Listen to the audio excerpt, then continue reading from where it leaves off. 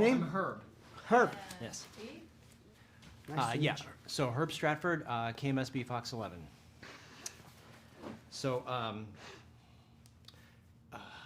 first of all, I was so immersed in this experience, and I think the pivot that you did from taking this about the people that didn't survive versus about the survivors, was that something that was, I mean, I know that was part of the book, but was that something that attracted you to this? Is that pivot in the storytelling? You know, it's funny. To me, it was more like an exploration of trying to find out what was the essence of the story, because being a non-fiction book with 16 testimonies, all of them very different, that was a challenge.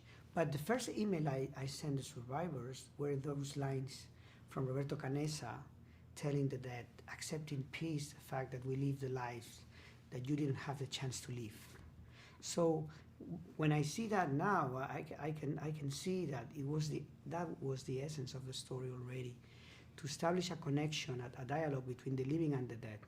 And by doing so, you are able to bring this kind of like spiritual element that the book has. Because this book is not alive. Alive was written like months after the disaster. But this book was written 35 years after the disaster, so it has the gravitas, it has the weight of the time that had passed, and it has the unanswered questions that they are still doing themselves nowadays. And to me, that was the big challenge. How can I turn this almost philosophical book into a film that has this kind of spiritual tone, you know? And having the cooperation of survivors like Roberto, I mean, that obviously was just incredibly insightful. I mean, you have the source material, but then to have their buy-in and that, were they all eager to sign on and to tell the story from this perspective? Yeah, it's funny that, you know, the same way they behave on the plane, like all the decisions were taken by the group. Mm-hmm. It was the same when we were doing the film. All the decisions taken by the group. So all of them together decided to do the film.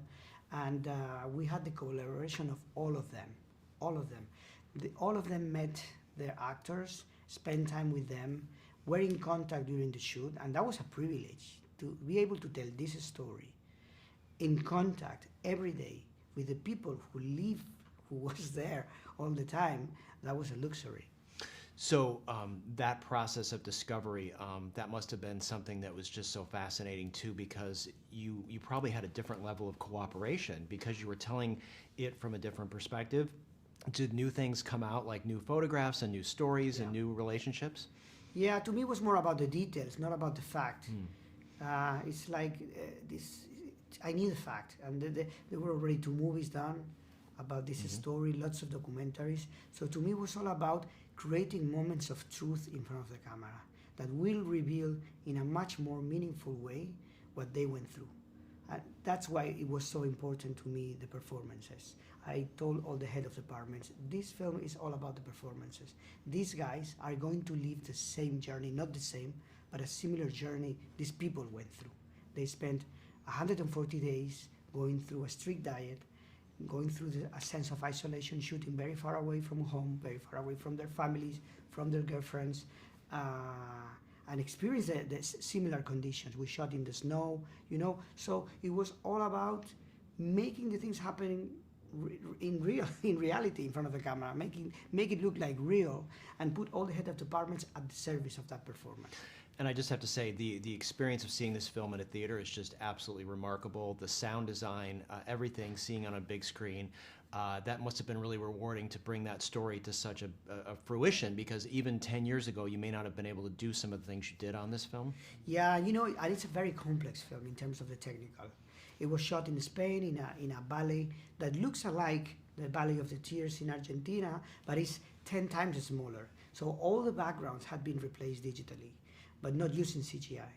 We were very careful of not creating a tone that will separate the story from reality. So we basically went 3 times to the Andes to shot all the backgrounds. Even we bring some of the actors there, and we shot in the same place where the plane crashed with some of the actors in order to cheat the audience, so they never know what they're watching. By mixing techniques, there is a moment that the audience starts to make questions and just enjoy the film. And this is basically what we did.